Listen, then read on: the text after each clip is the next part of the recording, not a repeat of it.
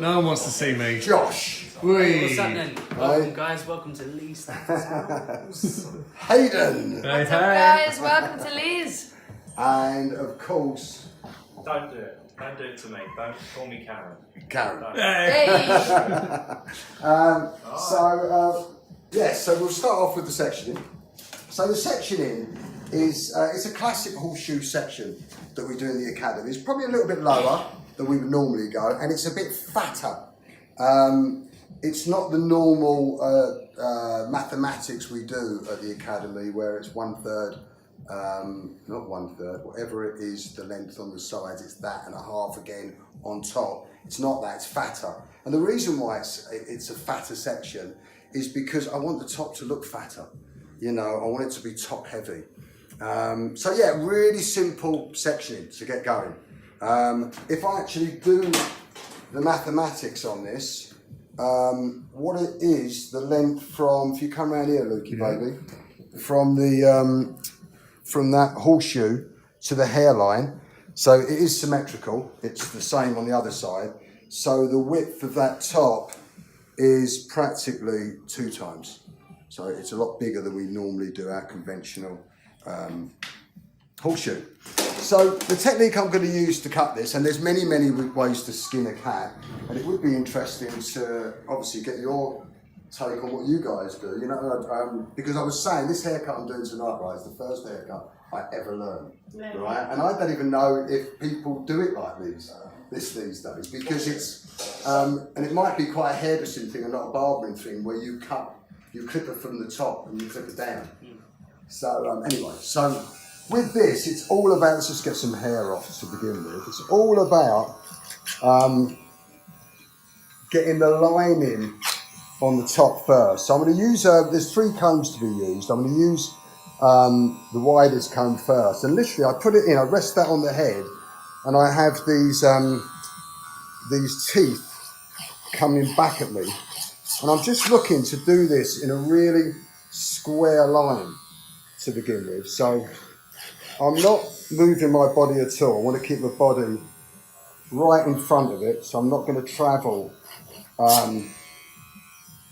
around the head. Because if I travelled around the head, then I would start to, I'd start to round it off. So I'm just literally just cutting a nice square line. Before I do too much there, I want to get over to the other side. So you already see, all I'm trying to work on first of all, if you come in here, Lou, and get that, I'm just trying to put a ridge in there. This is the whole aim of what I'm doing first of all. So, and I'm obviously trying to get the ridges really symmetrical, because what we're trying to do with this look is get a real anti-head shape.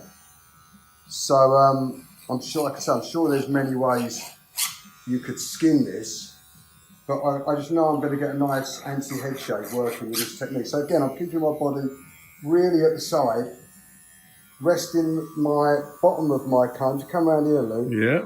I'm resting that bottom on the head, but the teeth are looking at me to begin with, and I'm just working on that line to begin with. And all I'm looking for when I look in the mirror is a bit of symmetry, and to see if I'm starting to build a little ridge in it. So can you see, if you come around here a little bit now, Lee, you can see already there's a little bit of a ledge building in there. Once I'm happy with where I'm sitting the balance of that, with this technique I could sit the balance wherever I wanted to. It could be higher, that line, much higher, or much lower, or depending on what you're trying to create. So when I feel like I've got that balance in, then I can start working on the section below it. How's that looking? I'm getting a bit of a, maybe just there. Maybe we need to get that sat in a little bit deeper. And then I'm going to go around to the back, and we're going to work on just making it nice and square at the back now. So again, the teeth are looking right at me. working where I want that weight to sit, keeping my body nice and square at the moment, so that I'm just creating initially a sort of square shape through there. So I'm going to continue just to work on that line. It's not really a line, it's a really heavily graduated line. But I've got a question for you guys. And I'm a little bit sort of bewildered by it, so I was really hoping you could shed some light on it, yeah? Because, you know, you're fully immersed in the barbering world, right? Yeah. So why is it that traditional barbers are so against anything to do with hairdressing? I mean, I think it's definitely changing now. I think maybe there's a lot of old school traditional barbers out there that might feel like, you know, they want to just be a barber or just be hairdressers. But I think now with the likes of kind of Josh is making a massive movement in the UK and in barbering right now, where he's merging the two of them together, and I think as a barber, like I've started maybe 4 years ago, and for me, it's just as important to know maybe the foundations of hairdressing now than the barbers as well, because the trends are changing, and we see a lot of the trends that are happening now are a crossover of both cultures. So it's probably changing a little bit, but I think maybe, I don't know, what do you think? I'll give it to you straight, mate. Yeah. You know, what you're talking about, the barbers, they either have a lot of ego or they are just lazy. So, you know, that's as simple as it is. There's nothing wrong with what you're doing at all. That's a classic barbering shape. A hairdresser will take it through the fingers, and you both get the same result. But the way that barber would see it is, I don't need to do that because I can do this, and that's that. As opposed to being competent in all different ways. So is it short-sightedness? Yes. Ego or not wanting to... laziness. Ego or laziness. It's got to be one or the other. Right. And that's it. That's it broken down in simple format. I would want to learn anything. I would take something from this the way that I would take something from, you know, a hairdresser would teach or whatever.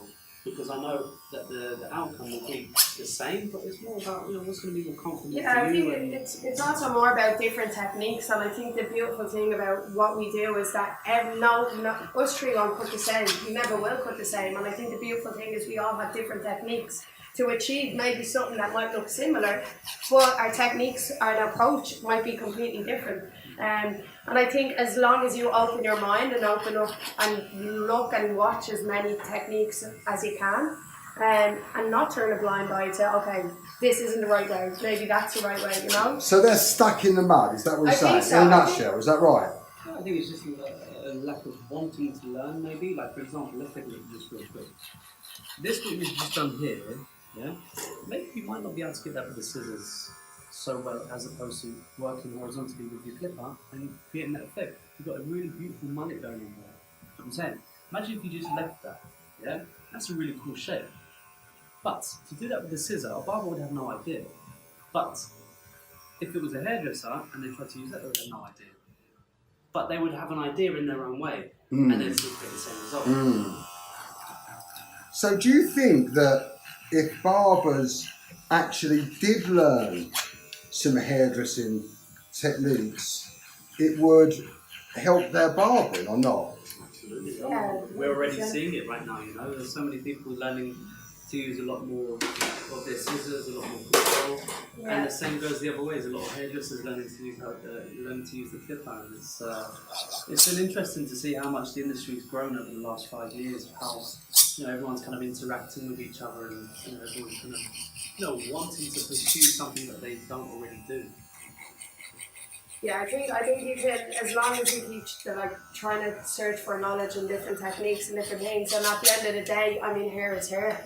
So whatever technique you choose to use, that, I think it's important to kind of just open your mind and open your sight and kind of look at, okay, this might be classic barbering, but like Josh said, and like Josh is doing a lot of the times, there is ways to do this technique with scissoring, but both are completely correct. Who's to say either or is wrong? Yeah. Yes, in a busy barbershop that you're doing 20-minute cuts, this might be a lot quicker, but if you're talking about precision and you want to, you know what I mean? It's just different techniques. Yeah. But I definitely think that we need to.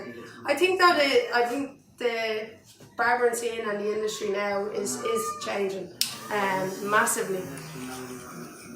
So what we want to do here, after I did that first line, what I've done, Luke, is I'm then working on the line beneath it. So I've stuck that line to begin with.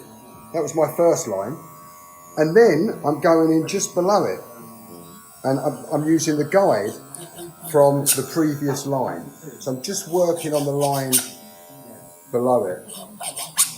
I'm not worried about any of the stuff around the outline. All I'm trying to work in is a really strong shape. Because once I've got that strong shape in through the sides and through the back, just looking at it, then I'll really be able to take off what's below it quickly. I'm now, because I've worked that all very square, I'm just going to round this off a little bit now. Just want to round it off, still keeping that square shape above it, but I just want to round it off around the bottom. So just working it up, it's just like a clipper over comb technique. Hello, Ange. How you doing? Cool haircut. So just keep looking at this shape and just trying to look at the shape we've got going on there. That's what we're looking for. Still need to get that. This is not sitting in. It's,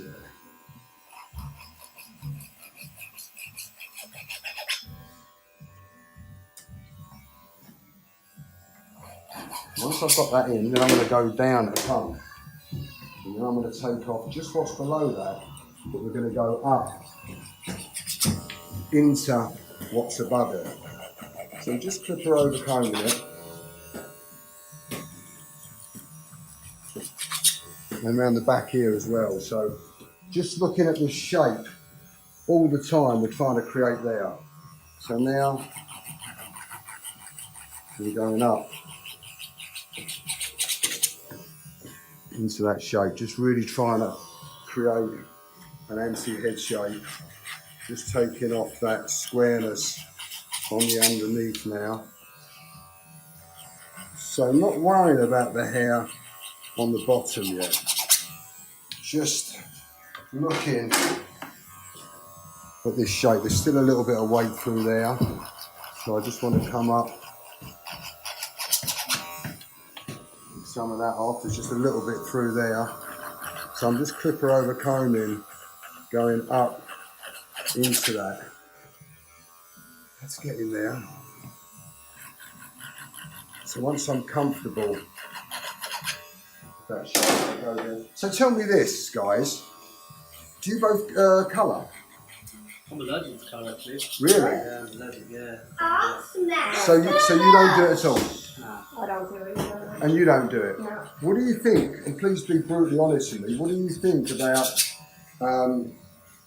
colouring in barbering? Listen, it's a money maker, for one.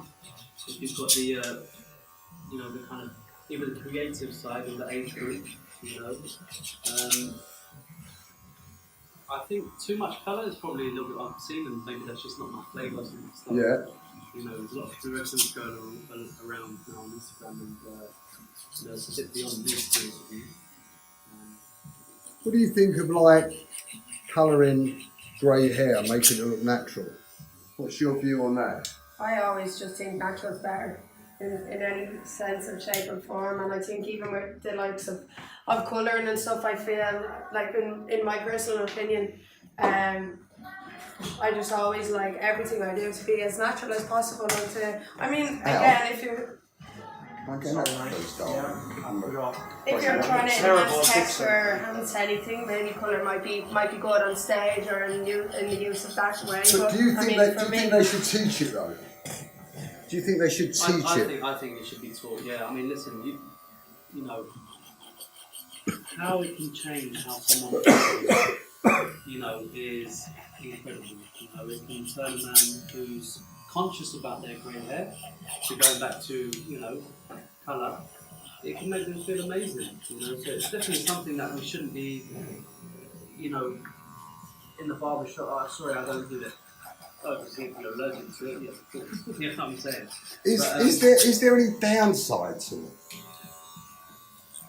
What downside do you see? I mean, I think with colour in barbershops, the only problem is that you're looking at your time and your clientele and your busy shop, you know. So, do you have time to colour and take 2 or however many hours, an hour or 2 to colour the hair in a busy barbershop? Is that what you're able to do? If you are able to do that and you're able to charge the money that will see them 2-hour gaps of your day fill up with people who want colour and your clientele want it, then do it. You know what I mean? Well, if you're working in a busy barbershop doing 30-minute haircuts and trying to get as many as them in, is there a need for a colourist? I'm not too sure. Yeah, it's the same as shaving, you know, like shaving can take a long time as well, and, you know, naturally a stylist would prefer to do a haircut in half an hour than a shave in half an hour. Yeah. Do you know what I mean? It's the same with colouring, like what would you prefer to do as opposed to, you know, maybe what's financially better. Yeah, I think these things depend also on clientele, you know, and I know some people who do specialise in colour and are barbers, and maybe they have attracted a certain clientele to keep that growing for them and to keep it in their shop. But I mean, in a lot of barbershops I've been in, They don't do it. I haven't seen it being done, or I haven't seen it, you know, But is that a need for it, let's just say. But then the thing is, there's a lot of guys that are going into like Boots, for example, and buying like, you know, what's that called? Just for men.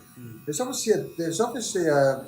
There's a market, there. yeah, 100%. I mean, I even had a client in the other day asking me what will I do about my grey hairs, and yeah, it is. It would be nice to say, oh, have a talk with our colour technician, and, you know, but. I think to say the least, mate, there is a lack of education in colour for men. I think that's the honest truth. Yeah. And that's why people shy away from Yeah. it. Yeah, It's that simple. Like, Yeah. I don't do it, but if I could, I would. Yeah, Because, exactly. you know, it's just another service to add, and Exactly. I kind of don't want to be that person to turn around and say, no, I can't No, do it. I can't do that. Exactly, and that's another thing. Maybe it's yeah. a personal thing, you know, maybe it's a personal thing, I don't know. So you learned at college, didn't you? That's where you initially went, wasn't it? Yeah, so I originally went to a local college and learned barbering. I started learning Afro and a lot of Asian hair. Yeah. You know, I started learning a lot of clipper work. You know, very, very first got into the industry. Colour? There was no colour in the curriculum class. No. No. I learned How did you find out that you were allergic? Did it go in your head and you just... no, that's a Had a good question. Actually, I was going to the British Hairdressing Awards and I wanted to make my eyes stand out a little bit more. So I actually coloured my eyelashes and realised that I was allergic to colour. Oh my god. Oh my. Everyone's allergic to colour in the eyes, my mate. god. It's not just you. I don't know what happened there. What was your eyes? Did your eyes just After slash you? I can show you a picture now, you wouldn't believe it. Oh my god. Unbelievable. Was it like close like the day before the event? Or like, Well, good basically, morning. I got to the event and my eyes were starting to sting a little bit. I was like, hey, what's going on?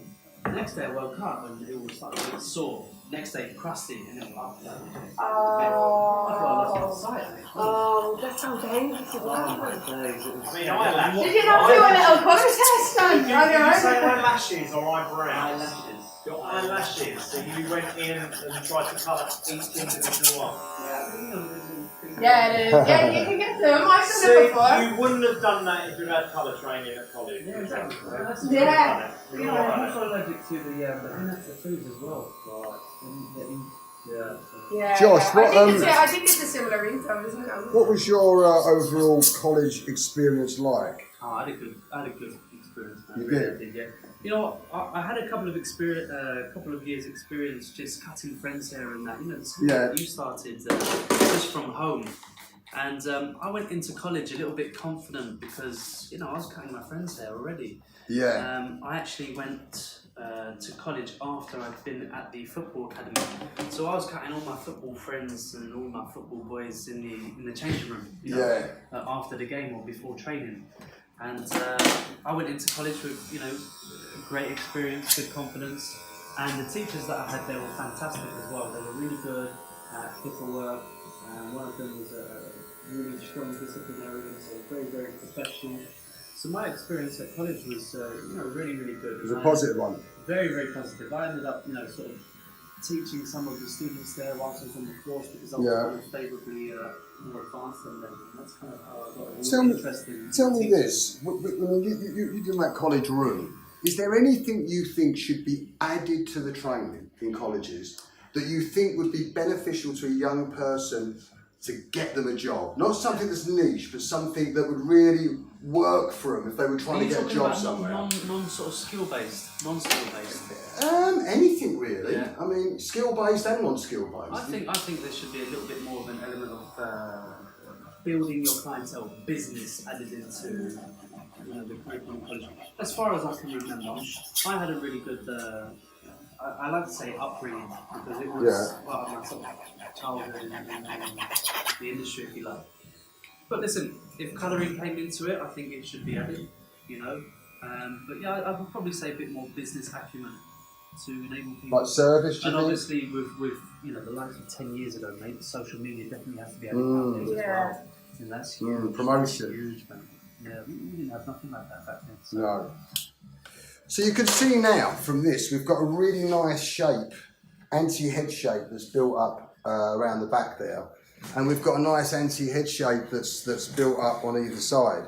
So now it's quite easy for me to put a guard on and just work up to the sections that I've done above, because they will be my guide. I'll just be like a snowboarder really, just carving that out. Just going up into that above guide.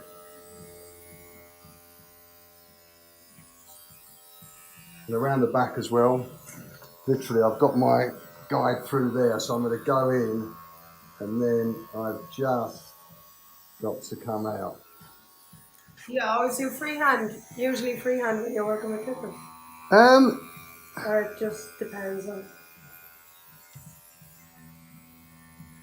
Well, I'd freehand this this bottom bit, Hayden, because I'm trying to. I'm looking at the shape visually. Yeah. Do you see what I mean? I'm looking at that shape, so I'm digging it in and thinking, right, where do I need to come out there?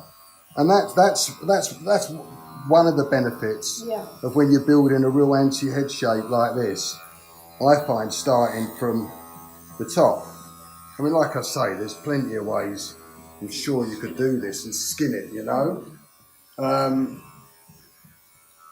But now I've just got something really strong to go up into there. What have you guys ever entered the British Hairdressing Awards? You know what? That was one of my greatest ambitions when I was like 18, 19. Is it not the thing now? You're not interested in doing it? To be honest with you, I'm not so much anymore. It's a great honour to win it. I remember you won it in '98, right? 97. No, 90. I won it in '97, but it was the '98 award. Yeah. Back then it was like. But I was just wondering. I think it still is though. It still is so prestigious. But is it though? Do young people now hold that with credibility now? I don't think that it's a big ambition for many people now. I think now the ambition for people is to be famous on Instagram or be an educator, and that's like top flight. Is that it? To enter those competitions, bro, you're still looking at the guys with big budgets and this is the thing. That's the thing. I think it's tough to when you think about pulling together a collection that's going to get anywhere near top class of what's in the finalists. You're talking about a massive production of styling, of video, camera, and a studio space, everything that goes into it. And I mean, for that, you obviously need money. Is that the thing that puts you off though? The finance? I don't think it would not put me off, but I mean that is something that you can see. That would contribute. Kev done it. He smashed it on a low budget. I mean, Who was that? Kev Luchman. And he smashed it on a low budget. What was his budget? I don't know. It was quite small. I think he did a lot of the work. At the same time, a lot of the work. I think he had a huge support with Tony and Guy, etc. Yeah. So a lot of help. Yeah, he's got his by himself now, and he can still do it, and he can do it even greater. But he's Yeah. had the experience from these big companies that go and give you the kind of help that you need or the support in any way. Not saying that he did have their support as such, but as a company, from a brand perspective, you kind of have that backing, Cool. guidance. Well, that's work. That's Do you know work. what I mean? Yeah, Jody definitely. won it. Yeah. Jody was part of the same team. You push it on Cool. TVs. Yeah.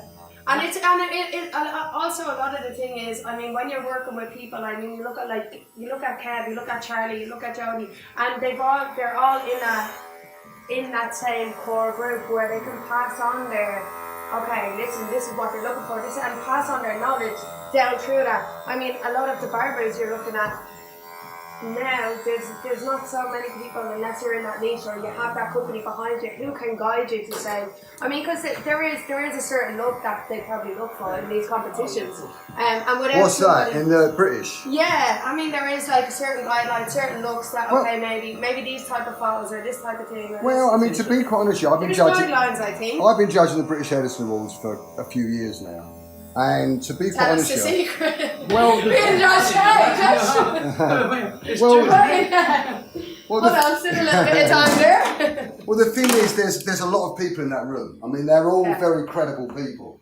You know what I mean? But they've all got very different 100%, tastes. You know, and there must be, no lie, 50 judges. Yeah. There might be more than that, 60. Oh, you've got everyone from Anti-Muscola to, I mean, everyone's in the room. You know, I shouldn't mention the ones that I think.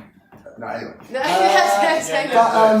But you know, so it's a broad spectrum. What turns one person on isn't gonna be the same for somebody else. Do you know what I mean? I'd rather judge it than enter it, mate. To be honest with you. Really? Yeah, if I'm being honest now, you know. Okay, so that's that underneath done for now. We can always go back and polish that later, but we've just built a nice anti-head shape with that. Yeah. So. The top now, this is going to be nice and simple. So it's just going to be a uniform layer, really. I'm going to go right through the top of this first. So I'm just going to take a section right through the middle.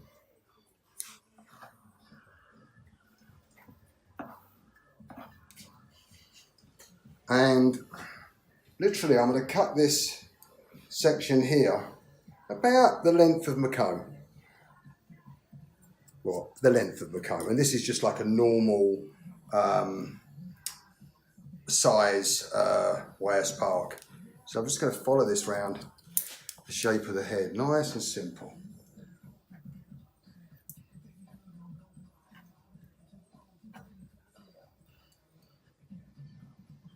Do you think the winning the awards changed your career?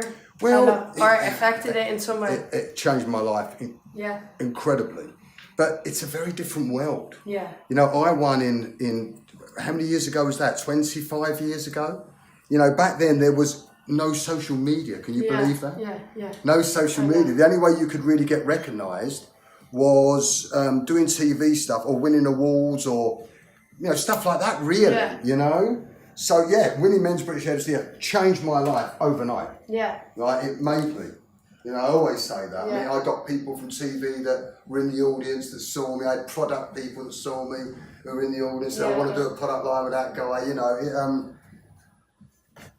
Do you think there is a massive difference now in the way it's like social media and so? Do you think these competitions have been affected by it? Well, it's interesting, you know, because we were saying this earlier. Because I'm just going to go right down the middle now, right? Because when I go right down the middle of that section, I've now got a very, very, love the way you're like, yeah,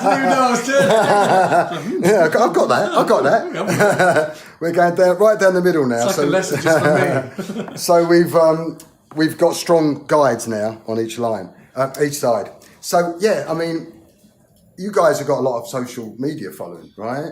So, you know, is TV as important for you guys these days? Is winning awards?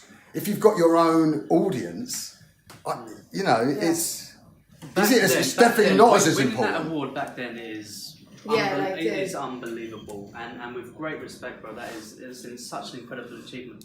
Up to date now, I don't see it as that greater honour because there are so many other competitions out there and there are so many things to do, to achieve. And we're seeing so many people achieve so many different great, amazing things that competition for me is based upon just a solo effort. Like my focus is now upon my team and my team's efforts. Like for me, that would mean it would mean me just being selfish to win that because that's what I want to do for me. Yeah. Do you know what I mean?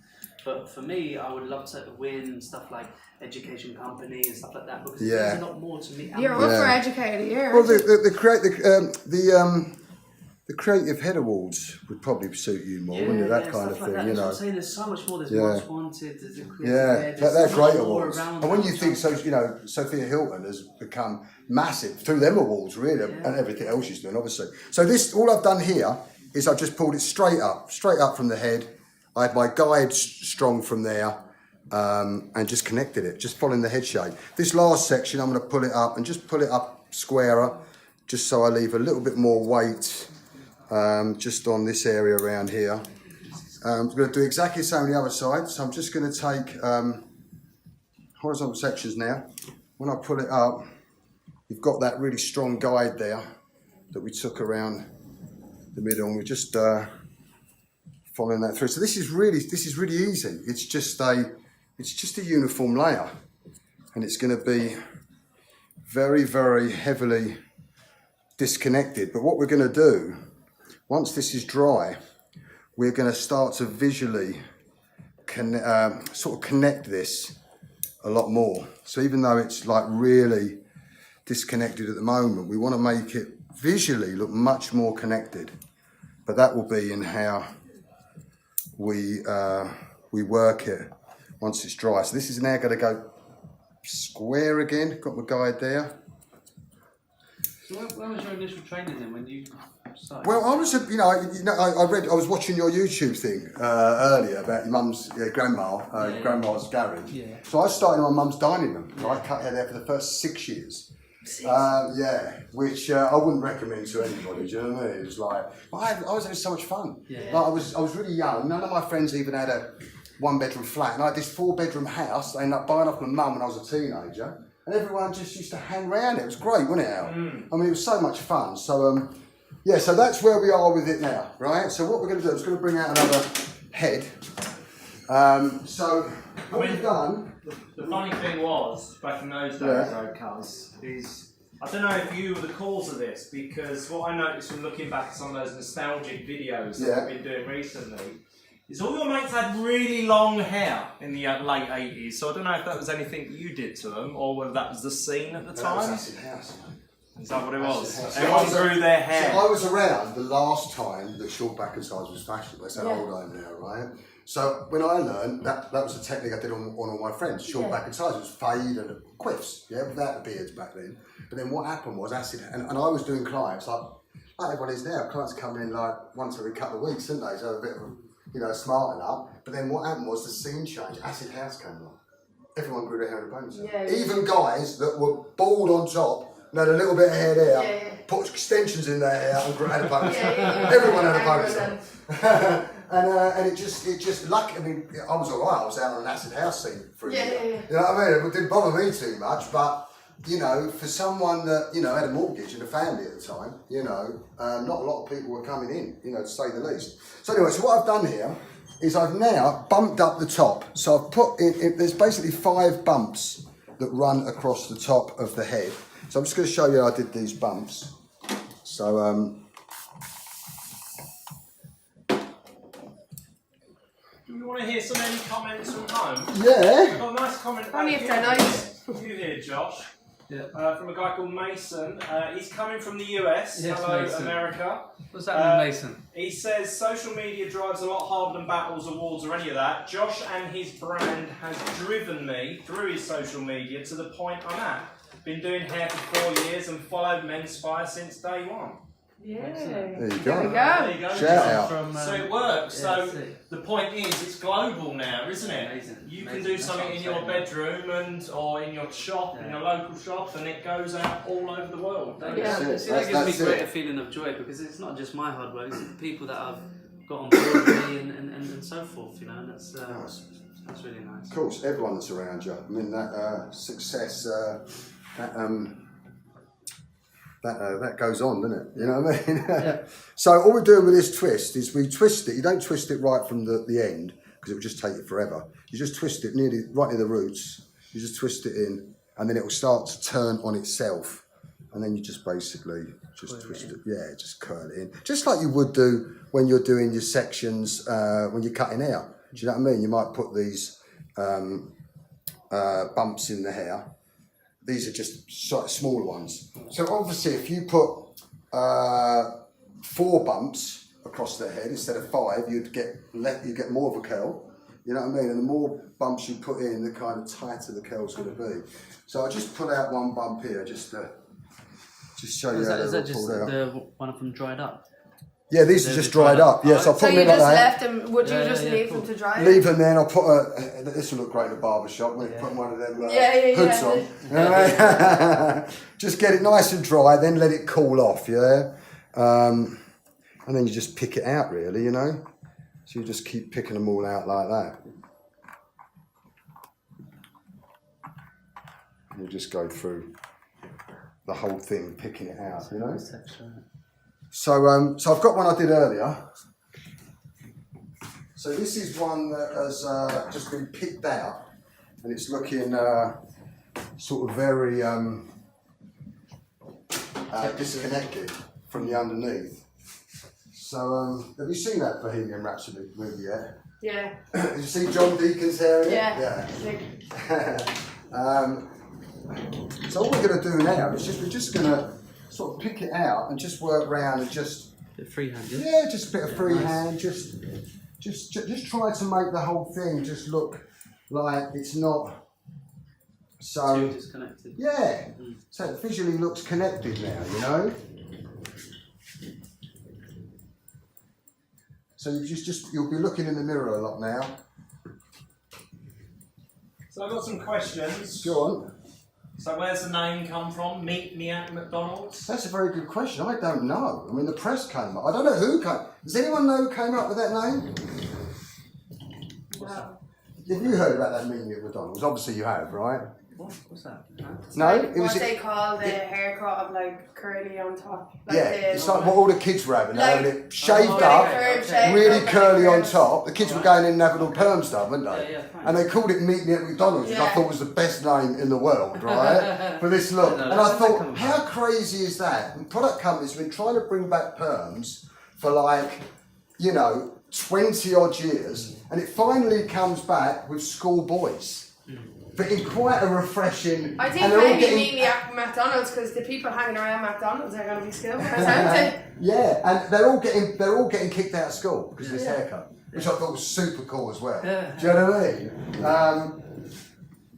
So yeah, that's what kind of got me thinking about this little look. We could do a John Deacon inspired with a Meet Me at McDonald's kind of vibe. But you can see now why when we left them sections, that horseshoe longer on top to begin with, we wanted it fatter on top. I tried this originally with a smaller section and it didn't look right. Yeah. You needed to get it fat on top and you needed to get that kind of vibe going, And one little question for you. Why did you only square the front of it? Why not square layer the whole? I mean, you could square it. You could do that. I mean, we just want to have it a bit more just like a fro. Not really a fro, but just quite natural. Yeah. But you could exactly do that. You could go through this and make it square. I mean, and let your creative juices run wild with it, really, couldn't you? So just keep kicking it out. So really, this is where you could spend a bit of time on this now. Just keep going round the haircut. I'd love to get involved in that, yeah. Just sort of blending it in. There's another one I did earlier, rather than we spend the next half an hour obsessing over that.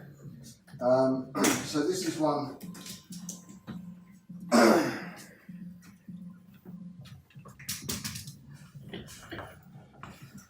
And I just spent a bit of time just working that in so it visually looks a bit more connected. And of course, I mean, the shorter, I mean, I took them layers to the same size as my comb, you know, but obviously the longer you leave the hair, the more abstract or, you know, sort of stronger it's going to look. And the same, if you take it shorter, the kind of more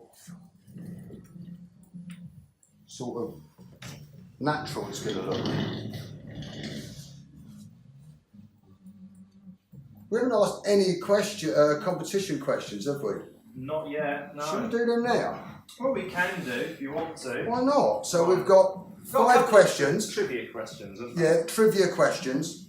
And the first person to answer the question wins a goodie bag. Lee Stafford goodie bag. Nice and simple. So we ask the question, first person to comment back and get the right answer gets the goodie bag. What's the first question now? First question is about young Hayden over there. Does anybody at home know the name of the first shop she started coming here in? What was it? Okay. So the next question. The next question. So wait, do they have to get all questions? No, just one. Just one. One question. The first one with the correct answer will win the goodie bag, alright? So, second question's about young Josh here. Does anyone know what age he was when he started cutting hair in his nan's garage? Good question. How old am I now? How long was you in the garage for, Josh? Probably about 7 years. You was in there for 7 years? Yeah. Well, in and out. Were you working in salons as well? As well, as well. So Until you had the the space garage. there? Poor Josh is stuck in the Until garage for the 7 final years. day of the garage was 2014, February 1st. I remember working in the garage on a Saturday and I opened my shop on a Sunday. Oh my gosh, no Yeah, it's way. crazy, man. Yeah, it's like me. I went from the dining room to a little shop, you know, It was mad. and great times, didn't they? You know, that first move and into a new business. First time you're not like your lights aren't, you're not worried about the lights and everything. And I mean, I don't know about you, but Cutting in the dark. Yeah, Oh same. man, in that garage. Yeah, that's not the kitchen. My mum used to just come in and be like, there better not be any hair over that kitchen counter. You're like, oh. all of a sudden this fella called the tax man came out of nowhere. I'm like, God, who's this kid? Who's been going in there? You know what I mean? Tax man? Oh mate, yeah. It all changed from there. Oh man. Wow, loads of guesses coming in. Anyway, there's a few right answers. What other ones have we got? Yes, Cole. Cole's watching as well, isn't What other questions we got, Al? Right, does anybody at home know the names of Lee and Jess's dogs? You've got to get the right answer to both, obviously both of their names correct to win. What's happening, Cole Thompson? See you online. We're getting there now. It's fun, isn't it? Yeah, it's fun. Yeah, I'd love to. I'm itching, mate, to be honest. It's quite a good one to dress out as well, Yeah, because yeah. once it's in all the bumps, you're a bit like, where are you going with that? Do you know what I mean? And you dress it out and then just sort of like shape it in. I haven't seen yet what this looks like once you've washed it and how much sort of overhang, disconnection there still is, you know? It'd be interesting to see. It would be. I would imagine that it's going to be more disconnected the higher you go up, which would be quite cool, really. Do you know what I mean? I mean, it's, you know, you pull that out and there's so much more extension there. Yeah. It's so tight. Is there any more questions, Al? You mean competition questions, Yeah. or you mean questions from Both. the viewers? Right. Hang on a sec. Well, there's a few shout-outs anyway. Cole Thompson is watching from LA. Yeah. I mean, we've gone global tonight. Yes. We are Greece. There's people calling us from Greece. There is LA. There is John Coronado's here. He said it Hello, John. reminds him of the Thompson twins. Yeah, it is a little bit Thompson twins, isn't it? Yeah. Or Martin Gore from Depeche Mode. I mean, it is that 80s thing, isn't it? This is an 80s inspired thing. So yeah, we've got Texas in the room. Texas. George Ramirez is watching from Texas. Yeah, what's happening, George? Yeah, I mean, See Jay in there as well, Jay Roberts. Seamus O'Keefe. Go on, Jay. I think you've got some chat. Tell Josh Steersy said, "What's up, boss?" Yeah. So yeah, Croatia, Yeah, yes, what's happening? Sacramento. I mean, we've truly gone global tonight. Yeah, amazing. That's incredible. Steersy. I mean, I've got another competition question. I don't know if you want it or not. Well, I might as well, why not? They haven't got an answer tonight, have they? First person to answer. Right, first person. I mean, it should be good. Does anybody at home know where Lee and Jess first met? It's quite a quirky one, the answer to that one. It's like not your average place to meet your future wife. Was it So not it's being just- McDonald's in there? No, it wasn't at McDonald's. No. Burger King. Lee was more of a wimpy guy, I think. Oh, back in the, look at block of glory. Love a You're Wimpy. too young for all that. Brown Derby. Coke float. Oh, look, people I didn't know you too well, Lee. What's that? Well, they're nailing the answers straight away. Oh I think we're going to have to make them a bit more difficult next month. What was that? What was the dog one? The dog one went almost immediately. Knickers the and Jess pants. The Jess one went almost immediately as well, yeah. Dylan Steers, what did he say? Tracy says, God bless Steve Strange. God bless Steve Strange. He was a legend. Absolutely. He was a legend, mate. Dylan Steers, tell me, she was still trim. I think I was used to trim his hair. Right, That's why he's okay. talking about.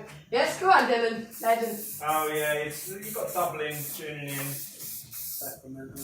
I mean, there's lots of shout outs going out here. What's that you're putting in there? Just a little bit of Lee Stafford flexible hairs. I have a question for you, Lee. Yes, darling. What about the pink branding? Where did that come from? Well- Why the colour pink? Well, do you know what? When I opened up my first London salon, it was in Soho. Okay, yeah. And I thought if I've ever got an opportunity to do a pink salon, it's in the pink pound community, you know. So that was it really. But it was interesting because it wasn't actually pink, the shop. The shop was all white with glass and we just had this big pink reception desk. And because that was the only colour in the shop, everyone sort of called it the pink shop, you know. So when we was designing the product range, it was just such an organic choice of colour. Yeah, yeah. Well, you do, you know, your products like straight away. Yeah, I mean that was one of the that best decisions for the I've ever made. Yeah. That and marrying my wife. You know, because now we've got to the position where if someone brings out a pink hair care product, it does seem like they're copying us now, you know. So it's a nice position to be in, you know. Okay, I think we're there.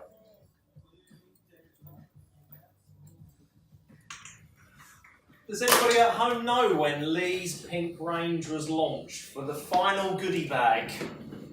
Does anybody know what year Lee launched the range? Maybe he was one of the first people to buy one of those products from that very first range. Yeah. You get a lot of messages from people all the time, didn't you, about products that have now disappeared from the range, like favourite. Luke for one. Well, the thing is, yeah, exactly. I hate my hair, the that's what spray. Man. Well, the thing is, you bring out these products along the way and you love them, you fall in love with them, they're like your babies. But some of them, unfortunately, don't sell. Yeah. You know, and I brought out one that he was in love with. I was scrambling around on eBay, buying up all the old stuff. It was called I Hate My Hair the Day It's Washed. Because a lot of people do hate their hair the day it's washed, you know. And it was a great product, wasn't it? Luke? It worked amazing, didn't it? Just not too much, it was subtle. Just took that. How many products you have now in your brand? Do you I've know? nearly 100 now. Yeah. But we first launched and there was 12 products, and I think out of them 12 products, I've still got 6 or 7 that are still going strong today. That's good. You know, Good. yeah. One of them is this product, the hairspray. Hold tight. That's it's a real strong hairspray. That's still going strong. Okay, should we have a little recap? So the little recap was the down clip to begin with. So the section on top was whatever the length was between the hairline and that hairline, the top was 2 times that. That was the width on top. Once we got that width in, we went down a little bit lower than normal round here because I wanted that hair in that point there. I didn't want to clipper it too high and you haven't got any hair in this area. So I went down quite lower than normal so we retained hair there. And then all we was concerned about was just literally bringing the teeth up to meet me because we was just trying to create that anti-head shape all the way through it. Nice and square to begin with and nice and square around the back. And then once we got that sort of ledging all around, then we just took smaller combs and used that as a guide and just took it shorter and shorter and shorter until we had a really nice sort of shape all the way around that made it nice and easy just to put a guard into and just sort of dig out that anti-head shape a little bit more. And then, yeah, we just worked on that and went down to like the really small bit of the clipper. And obviously you can cut this as short or as long as you want, you know, as long as you get that anti sort of head shape to it, just to support that top. And then the top was nice and simple. It's just a uniform layer, length of an average YS part cone. Texturized it a little bit, just got rid of the really blunt ends in it. Put it in bumps, 5 bumps, 5 rows of bumps, picked it all out, got it nice and big to begin with, and then we just went round it all, nice and freehand, just kind of sitting all of that in, so it visually looked like it blended, even though there's obviously still quite a lot of disconnection there. So that's my my John Deaton Bohemian Rhapsody inspiration, also tied in with Meet Me at McDonald's look, which I absolutely love. So that just leaves me to thank Josh and Hayden Thank you. for being with me tonight. Thank you so much. No, You're so right. good. No, we appreciate the time, guys. No, But before you sign off, though, with us. Cuz, you've got to do a little bit of spring cleaning. You've got to let everybody know what's going on and where you're going to be over the next Where am I? Bournemouth. Bournemouth and Paul, open evening, 5th of March. No, tomorrow. What's tomorrow? I'm in Hull tomorrow. Okay, oh, that's not I'm in Hull tomorrow doing a demonstration for students. The next day is when? Is that the 5th of March? Yes. Tuesday, yes. Wednesday, am I anywhere Wednesday? Yeah, that looks like Royal Welsh Showgrounds. Is that in Wales? Future Powers? Not doing very well there, are we? No. No. I And think where we are you need guys this week? Josh, This what are we week, up to this week, I'm buddy? at home up until Friday until Yeah. I'm going to be in New York City. So you spend a bit of time with the family? Yeah, whilst I'm at home, yeah. Yeah, nice. Nice. And then off to New York? Off to New York Friday, yeah. Sounds very exciting, Hayden. I'm off to do a course in Belfast, Cork and Dublin, and then off to Cosmoprof Bologna next week. I'll be there as well, yeah. Yeah. Exciting stuff. Catch us both there. Thank you, Luke, for doing the camera work again. Thanking Karen. Good old Karen. Producing it all. Remember, guys, the first Sunday of every month at 6 p.m. Is Facebook Live. I don't know what we're doing next time, but we'll have some something I hope you're interested in. Enjoy the rest of your Sunday evening, and until next time. See you later. Peace. Bye.